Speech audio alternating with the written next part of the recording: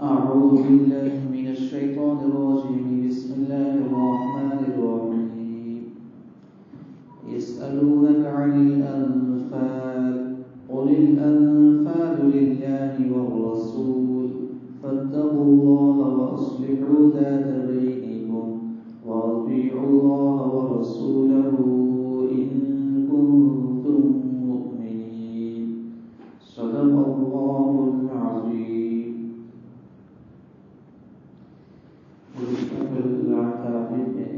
नौवां पारा पौना सूरह अनफाल से 10वां पारा पूरा हुआ। इसमें ये सूरत सूरह अनफाल है और ये मदनी सूरत है। इसमें 75 आयत और 10 रुकू है। अनफाल कहते हैं फज़ल और एहसान करने को। दरअसल यहाँ पर माल गनीमत की तकसीम का हुक्म यहाँ पर जिक्र फरमाया है। यानी मुसलमानों की कुफार से जो जंग होती थी तो उस जंग की वजह से अगर मुसलमान कामयाब हुए तो मुसलमानों को जो माल मिल जाता तो उस माल को कैसे तकसीम किया जाए उसके अहकाम को यहाँ जिक्र किया है। दरअसल ये यहाँ पर ग़ज़वा बदर के मुतालिक है कि सद्दो हिजरी में नबी अलैहिस्सलाम जब मदीना तशरीफ़ ले आए थे तो जब मुसलमानों का कोई आदमी मक्के की तरफ रुख करता तो वो लोग परेशान करते थे, मुसलमानों को सताते थे। तो इस वजह से फिर अब मुसलमानों को ये लोग बहुत ज़्यादा परेशान कर रहे थे। एक सहाबी रज़ियल्लाहु अन्हु का जब अबू जहल वगैरह से मुलाकात हुई तो कहा कि तुम हमें परेशान करते हो। अब मक्का वालों का काफ़िला मदीने के पास से जाएगा तो शाम जाता है तो हम इस काफ़िले को रोक लेंगे। इसी की वजह से जो काफ़िला अबू सुफियान का मक्के से शाम गया तिजारत के लिए, इसमें 1000 ऊँट थे और बहुत ज़्यादा सामान था। और फिर जब वो नफ़ा कमा कर शाम से वापस मक्का जा रहा था, आप अलैहिस्सलाम की इत्तिला हुई तो आप अलैहिस्सलाम उस काफ़िले को पकड़ने के लिए मदीने से अपने सहाबा को लेकर निकले। उसमें जंग की कोई तैयारी नहीं थी तो इसके लिए सामान वगैरह से काफ़िले को पकड़ने के लिए अबू सुफियान की इत्तिला हो गई कि आप अलैहिस्सलाम आ गए। तो अबू सुफियान ने रास्ता बदल कर दूसरे रास्ते से वो मक्का चले गए। लेकिन अबू जहल को इत्तिला हुई कि मदीना के मुसलमानों ने काफ़िला का पीछा किया। तो फिर अबू जहल मक्के से पूरा लश्कर लेकर आया तमाम कुफार को। और तो बीच में अबू सुफियान की मुलाकात हुई। अबू सुफियान ने कहा कि अब तो हम तो निकल आ चुके, अब जंग की ज़रूरत नहीं है। फिर अबू जहल ने कहा कि हम वापस नहीं जाएंगे, हम बदर के मैदान में जाएंगे, वहाँ पर शराब पिएंगे और एक दूसरे की हड्डियों को तोड़ेंगे, उसके बाद ही वापस आएंगे। तो ये लोग बदर के अंदर आ गए। यहाँ से आप अलैहिस्सलाम भी गए थे। फिर वहाँ पर जंग हुई तो इस जंग में मुसलमानों को अल्लाह ताला ने फतह और कामयाबी नसीब की। तो इसमें जो माल आया तो इस माल को कैसे तकसीम किया जाए इसका मसला था। और इसमें अलग अलग तरह के लोग थे। कुछ लोग तो जंग के मैदान में मुसलमान थे, कुछ मुसलमानों ने कुफार को भगाया तो वो उनके पीछे थे, और कुछ लोग माल गनीमत को जमा कर रहे थे और बाज़ लोग आप अलैहिस्सलाम की हिफाजत कर रहे थे। तो जो माल जमा करने वाले थे वो कहते कि ये माल हमारा है। जो लोग कुफार को पीछे भगा रहे थे उन्होंने कहा कि हमने कुफार को भगाया तब तो तुमने मान लिया, तो वो कहते कि ये माल हमारा है। और जो लोग आप अलैहिस्सलाम की हिफाजत कर रहे थे उन्होंने कहा कि ये माल हमारा है। तो 3 तरह की अलग अलग जमातें थी। तो ये आयत नाजिल हुई कि माल अल्लाह का है और अल्लाह के रसूल सल्लल्लाहु अलैहि वसल्लम का है। अल्लाह के रसूल जिसको माल देना चाहे उससे माल मिलेगा। फिर आप अलैहिस्सलाम इस आयत के उतरने के बाद माल को लोगों में तकसीम किया बराबर 313 जो सहाबी इस जंग में मौजूद थे तो उन तमाम को बराबर माल तकसीम कर दिया। तो यहाँ पर ये आयत करीमा नाज़िल हुई और हमेशा के लिए कानून बता दिया कि जो गनीमत का माल दरअसल आप अलैहिस्सलाम का होगा, फिर आप अलैहिस्सलाम उसे तकसीम करेंगे। फिर यहाँ पर जिहाद का भी यहाँ पर हुक्म दिया गया है। इसके बाद गनीमत के माल का है। फिर मोमिनों की सिफात बयान की कि मोमिन कैसे होते हैं। तो बतलाया कि मोमिन ये अल्लाह तबारक व तआला से डरते हैं। दूसरी सिफत मोमिनों की बतलाई कि मोमिन जब कुरान करीम की तिलावत करते हैं तो उसमें ईमान की ज़्यादती हो जाती है, ये मोमिन की सिफात है। फिर तीसरी सिफत मोमिनों की बतलाई कि रहमान अल्लाह तबारक व तआला पर भरोसा करते हैं। चौथी صفت بتلائی کہ یہ نماز سے حفاظت یعنی نماز کی پابندی پر کرتے، پابندی سے نماز پڑھتے ہیں۔ اور 5ویں صفت بتلائی کہ اللہ کے بندوں کے ساتھ احسان کا اور اچھا سلوک کرتے ہیں۔ تو یہ مومنوں کی صفات بتلائی۔ اس کے بعد یہاں پر ایمان والوں کو اللہ تبارک و تعالیٰ نے 6 مرتبہ پکار کر حکم دیا ہے۔ 6 مرتبہ فرمایا اس سورت میں، یا ایھا الذین آمنوا، اے ایمان والو۔ پہلی مرتبہ فرمایا کہ اے ایمان والو، جب تم میدان جنگ میں کافروں سے ٹکراؤ تو ان سے پیٹھ مت پھیرو۔ کافروں سے جنگ کی نوبت آ جائے تو پیٹھ پھیر کر گھروں میں مت بھاگ جاؤ، تو میدان میں ٹکے رہو، اللہ تعالیٰ تمہیں کامیابی نصیب کرے گا۔ تو جنگ کا موقع آ جائے تو میدان میں رہنا ہے، میدان سے بھاگنا نہیں ہے۔ دوسری مرتبہ پھر فرمایا کہ اے ایمان والو، اللہ اور اس کے رسول صلی اللہ علیہ وسلم کے حکم کی اطاعت کرو اور اس سے سن کر اس سے اعراض نہ کرو۔ اللہ تعالیٰ جو حکم دیتے ہیں اس سے بھی مانو، اللہ کے رسول نے جو احکام دیے اس سے بھی مانو، اور ایسا نہیں کہ اسے سنا نہیں سنا اس سے منہ پہ قدم چلے گئے، تو اعراض نہیں کرنا ہے، جو حکم دیا اس پر عمل کرو۔ پھر تیسری مرتبہ اس سورت میں فرمایا کہ اے ایمان والو، اللہ اور اس کے رسول صلی اللہ علیہ وسلم کا حکم مانو جب وہ تمہیں ایسے کام کی طرف بلائے جس میں تمہاری زندگی ہے۔ چوتھی مرتبہ پھر فرمایا کہ اے ایمان والو، اللہ اور اس کے رسول صلی اللہ علیہ وسلم سے خیانت نہ کرو اور آپس کی امانتوں میں بھی جان بوجھ کر خیانت نہ کرو۔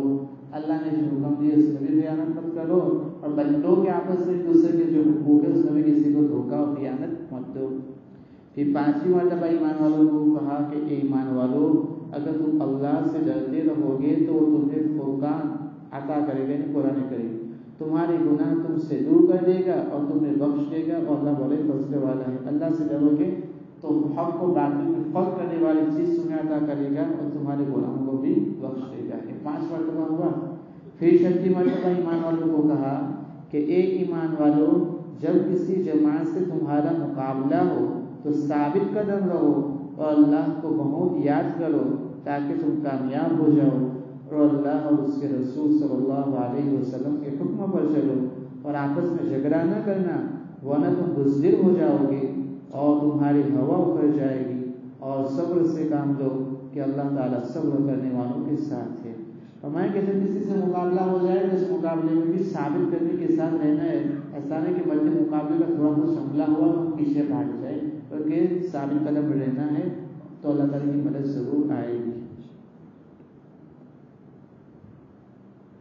پھر اللہ تبارک و تعالیٰ نے اور احکام یہاں پر ذکر کیے، اور یہاں پر یہ 9واں پارہ ختم ہوا، اس کے بعد پھر 10واں پارہ شروع ہو رہا ہے، اور 10ویں پارے میں پھر یہ غنیمت کے مال کی جو سورہ انفال میں شروع ہے، اس غنیمت کے کا مال کس کو ملے گا۔ پھر یہاں پر فرمایا کہ غنیمت کا مال اولاً رسول اللہ صلی اللہ علیہ وسلم کو ہے۔ اب اس کے 5 حصے کیے جائیں گے، اس 5 حصے میں سے ایک حصہ آپ علیہ الصلوۃ والسلام کا، اسی میں سے آپ علیہ الصلوۃ والسلام کے رشتہ داروں کو، پھر یتیموں کو، مسکینوں کو اور مسافروں کو، اور اس کے بعد 4 حصے یعنی ایک حصے میں سے 4 لوگوں کو دیا جائے گا، آپ علیہ الصلوۃ والسلام، آپ کے قریبی رشتہ دار، یتیم، مسکینوں، مسافروں کو، اور بقیہ جو 4 حصے ہیں اس کو مسلمانوں میں تقسیم کیا جائے گا جو جنگ میں موجود تھے۔ پھر اللہ تبارک و تعالیٰ نے یہاں پر اور احکام بتلائے کہ مدد کیسے حاصل ہوتی ہے، اللہ تبارک و تعالیٰ کی مدد، اس کے چند اصول بتلائے، یہ کہ میدان جنگ میں ثابت قدمی رہے تو اس سے مدد حاصل ہوتی ہے۔ دوسری چیز بتلائی کہ اللہ تعالیٰ کا کثرت سے ذکر کرتا رہے تو اس سے بھی اللہ تعالیٰ کی مدد حاصل ہوتی ہے۔ تیسری چیز بتلائی کہ آپس میں خلاف اور جھگڑے نہ کرے، اس سے بچے تو بھی اللہ تعالیٰ کی مدد حاصل ہوتی ہے۔ اور چوتھی چیز بتلائی کہ دشمن کے مقابلے کے وقت ایسے حالات آئے کہ جو ہمارے ذات کے موافق نہیں ہے تو بھی اس میں صبر کرتے رہنا ہے۔ تو یہ چند 4-5 اصول بتلائے کہ ان اصولوں سے اللہ تعالیٰ کی مدد ہمیں حاصل ہوتی ہے۔ پھر بتلایا کہ کافی لوگ تکبر اور فخر کر رہے تھے تو ہمیں اس سے منع کیا گیا کہ ہمیں فخر اور تکبر نہیں کرنا ہے، اللہ تعالیٰ کے پر بھروسہ رکھنا ہے، اللہ تعالیٰ سے مدد مانگنا ہے۔ پھر اس جنگ کے بدر کے اندر اللہ تبارک و تعالیٰ نے مسلمانوں کی فرشتوں کے ذریعے مدد فرمائی، اس کے بارے میں فرمایا کہ مسلمانوں کی مدد کے لیے آسمان سے فرشتے نازل ہوئے، جو کافروں کے چہروں اور پیٹھوں کو سخت ضربت لگاتے تھے۔ پوزیشن ایسی نہیں تھی کہ مسلمان جیت پائے، ایک طرف 313 ایک طرف 1000 کی فوج، ایک طرف 313 کے پاس بھی دوسرا سامان جنگ نہیں اور دوسری طرف پورا سامان جنگ موجود ہے، لیکن اللہ تعالیٰ نے کیا حکم کرنا یہ کہ مسلمانوں کے آنکھ تھی تو ان آنکھوں کے اندر کافروں کی جو تعداد تھی اور 1000 کی اس کو کم کر دکھایا۔ ہاں وہ 1000 ہی تھی لیکن مسلمانوں کی آنکھوں میں ایسی پوزیشن کری کہ مسلمانوں کو وہ لوگ کم نظر آئے، جب کم نظر آئے تو مسلمانوں کی ہمت بڑھتی رہی اور دوسری طرف اللہ تعالیٰ کے فرشتے بھی اوپر آسمان سے اترے اور مسلمانوں کی انہوں نے مدد کی، کافروں کو فرشتوں نے مارا۔ پھر اور یہاں سے کچھ سبق حاصل ہوا کہ جنگ کے لیے اور مدد کے لیے اور کامیابی کے لیے ایک تو مادی یعنی مالی مدد بھی، مال کا بھی ہونا ضروری ہے اور لشکری مدد کا بھی ہونا ضروری ہے، کہ ساتھ ساتھ ان دونوں کے ساتھ ساتھ روحانی مدد کا ہونا ضروری ہے، مال بھی ہو اور لشکری بھی ہو اور لیکن ہمارے روحانی اور اندرونی طاقت نہ ہو تو پھر اس سے کامیابی حاصل نہیں ہوتی ہے۔ تو فرمایا کہ روحانی طاقت بھی ہونی چاہیے۔ اس کے بعد پھر اور احکام بتلائے کہ جنگ تو ہوتی ہے لیکن جنگ کے ساتھ ساتھ اگر صلح آئے تو صلح بھی کی جائے، تو صلح میں بھی اللہ تعالیٰ کی طرف سے مدد شامل حال ہوگی۔ فرمایا کہ اگر یہ کافی صلح کی طرف مائل ہو تو تم بھی اس کی طرف مائل ہو جاؤ۔ تو کئی مرتبہ ایسا ہوا ہے کبھی صحابہ رضی اللہ عنہ کسی علاقے میں گئے، وہاں کے لوگوں کو اسلام کی دعوت دی اور اسلام قبول کر لیا تو ٹھیک ہے، اگر اسلام قبول نہیں کیا تو دوسرا آپشن کو دیا جاتا تھا کہ تم صلح کرو، ہمیں فدیہ دو، یعنی تمہاری جو کھیتی باڑی اس علاقے میں ہوتی ہے اس کا اتنا حصہ ہمیں جزیہ اس کا دینا پڑے گا۔ اگر یہ دیتے ہیں تو بھی جنگ نہیں ہوتی، اگر یہ بھی نہیں دیتے تھے اس کے بعد ان کے ساتھ جنگ ہوتی تھی۔ تو صلح فرمایا کہ اگر دوسرا فریق صلح کے لیے تیار ہو جائے تو تم صلح کر لو۔ پھر جنگ بدر کے بارے میں پہلے بتلا دیا تھا، یا پھر اسی مرتبہ آیا ہے کہ جنگ کے بدر کے اندر جو کافروں کے 70 جو بڑے بڑے سردار تھے وہ پکڑے گئے اور 70 بڑے بڑے سردار مارے گئے۔ اب جو 70 بڑے سردار پکڑے گئے ان کو کیا کرنا ہے، اب ان کو قید کرنا ہے۔ تو لیکن صحابہ رضی اللہ عنہ سے آپ علیہ السلام نے مشورہ طلب کیا تو کچھ صحابہ رضی اللہ عنہ کا مشورہ یہ تھا کہ جو 70 ہمارے پاس آئے ہیں ان کو ہمیں چھوڑنا نہیں ہے بلکہ ان کو قتل کر دینا ہے۔ کچھ صحابہ رضی اللہ عنہ حضرت ابوبکر صدیق رضی اللہ عنہ وغیرہ کی رائے یہ ہوئی کہ ان کو ہمیں چھوڑ دینا ہے، فدیہ لے کر کچھ مال لے لے اور کچھ مال لے کر ہم انہیں چھوڑ دیں، کیونکہ یہ عقیدہ ہمارے رشتے دار کسی کے بھائی ہے، کسی کا چچا ہے، ہمارے رشتے ہی کے لوگ ہیں۔ تو پھر آپ علیہ السلام کی رائے بھی یہی ہوئی کہ ہم فدیہ لے کر ان کو چھوڑ دیتے ہیں۔ تو چھوڑ تو لیا، پھر اس کے بعد اللہ تعالیٰ کی طرف سے سورت کے اندر عتاب نازل ہوا یہ، اور یہ فرمایا کہ اگر اللہ کا حکم پہلے نہ آ چکا ہوتا تو جو فدیہ تم نے لے لیا ہے اس کے بدلے تم پر بڑا عذاب نازل ہوتا۔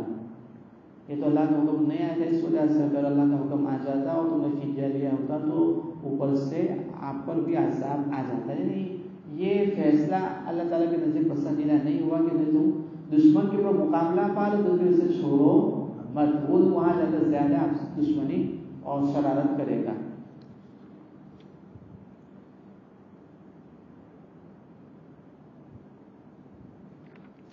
اس کے بعد سورہ توبہ شروع ہو رہی ہے۔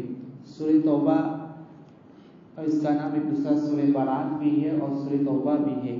برات کے کافر اور منافقین کے الگ الگ 4 طرح کے گروہ تھے، ان میں سے کچھ کے ساتھ معاہدہ کیا ہوا تھا کہ 4 مہینہ کا معاہدہ، 4 مہینے تک مسلمانوں کا منافقوں کا یہ معاہدہ رہے گا، آپس میں جنگ نہیں کریں گے، کسی کے ساتھ کوئی معاہدہ نہیں، جس میں سے 4 گروہ تھے۔ تو ان لوگوں نے آپس میں معاہدہ توڑنا شروع کیا، تو پھر اس صورت میں اللہ تعالیٰ کی طرف سے آیت کریمہ نازل ہوئی کہ اب ان تمام کے معاہدے ختم ہو جائیں گے۔ تو اس وجہ سے یہ سورہ برات اور سورہ توبہ بھی اس کا نام ہے کہ کچھ صحابہ رضی اللہ عنہ کی اصل میں جنگ حنین کے سلسلے میں ہے کہ جنگ حنین بالکل گرمی کے زمانے میں ہوئی اور یہ وہ زمانہ تھا جس میں فصلیں کھیتی پک کر آ رہی تھی۔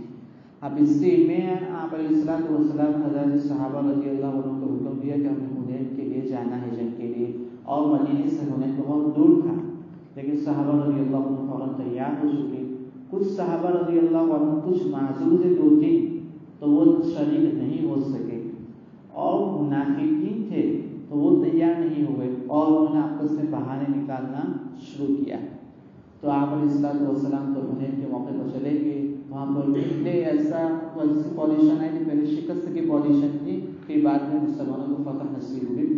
ہوا یہ کہ مسلمانوں کا لشکر جب وہاں داخل ہوا تو ان کی اطلاع نہیں ہوئی اور وہ پہاڑوں کے اوپر چھپے ہوئے تھے، اور جیسے داخل ہوا تو وہاں سے تیر برسانے شروع کر دیے۔ اب مسلمانوں میں افراتفری مچ گئی، کوئی ادھر ہوئے ادھر بھاگنے لگا۔ تو آپ علیہ الصلوۃ والسلام نے کہا کہ میں سچا نبی ہوں، اور آپ علیہ الصلوۃ والسلام کے شہر میں حضرت عباس نے لوگوں کو آواز دی اور پھر مسلمان ایک جگہ پر جمع ہو گئے، پھر حملہ شروع کیا تو مسلمانوں کو فتح نصیب ہو گئی۔ تو یہاں پر منافقین شریک نہیں ہوئے، جھوٹے بہانے نکالے۔ تو وہ جو منافقوں نے جھوٹے بہانے نکالے تھے، اس صورت میں ان کے اس پول کو کھول دیا گیا کہ جو آپ سے بہانے نکالا ہے تو وہ جھوٹے تھے۔ کچھ 3 صحابہ رضی اللہ عنہ تھے، وہ سچے تھے، انہوں نے آ کر آپ علیہ الصلوۃ والسلام سے کہا کہ ہماری یہ حالت تھی، اس وجہ سے ہم شامل نہیں ہو سکے۔ تو ان کی توبہ اللہ تعالیٰ نے قبول کی۔ اس میں سے کسی صحابی رضی اللہ عنہ تھے، ان لوگوں نے اپنے آپ کو مدینہ منورہ سے مسجد ہے اس کے ممبر کے ساتھ اپنے آپ کو باندھ دیا کہ جب تک اللہ تعالیٰ کی توبہ اوپر سے نہیں آئے گی ہم اپنے آپ کو چھوڑیں گے نہیں۔ پھر یہ آیت کریمہ نازل ہوئی تو انہوں نے پھر آپ علیہ الصلوۃ والسلام نے ان کو چھوڑ دیا وہاں سے۔ تو یہ یہاں پر بتایا گیا ہے۔ پھر اب یہاں سے جو منافقین تھے ان سے بھی، جو اہل کتاب میں سے تھے ان سے بھی جنگ کی اجازت یہاں پر دی گئی ہے۔ تو وہ لوگ بہت زیادہ مکر و فریب کرتے تھے، دھوکہ دیتے تھے، عہد کو توڑ دیتے تھے، منافقت کرتے تھے، جھوٹ بولتے تھے۔ یہ جو مدینے میں یہ یہودیوں کے قبیلے رہتے تھے، ان کا نام ہے بنو قریظہ ہے، اس طریقے سے بنو نذیر ہے، بنو قینقاع، یہ یہودیوں کے بڑے 3 قبیلے تھے وہاں پر۔ تو آپ علیہ الصلوۃ والسلام جب مدینہ میں پہلے گئے تو یہ کام کیا کہ وہاں کے یہ جو بڑے قبیلے تھے اور جتنی بھی بستیاں تھیں ان سے معاہدہ کر لیا کہ ہمارے کسی سے جنگ ہوگی تو تم ہمارا ساتھ دیں گے، اور تمہارے کسی سے جنگ ہوگی تو ہم تمہارا ساتھ دیں گے، مدینہ میں ہم ایک طرح ہو کر رہیں گے۔ لیکن پھر ان لوگوں نے عہد کو توڑ دیا، اس وعدہ کو توڑ دیا، تو ان سے بھی اللہ تبارک و تعالیٰ نے اس صورت میں اجازت دی کہ ان سے بھی جنگ کرے۔ اس سورت کا دوسرا نام سورۃ الفاضحہ ہے، یعنی سورۃ الفاضحہ کا مطلب یہ ہے کہ ان کو ذلیل کرنے والی سورت، یعنی منافقین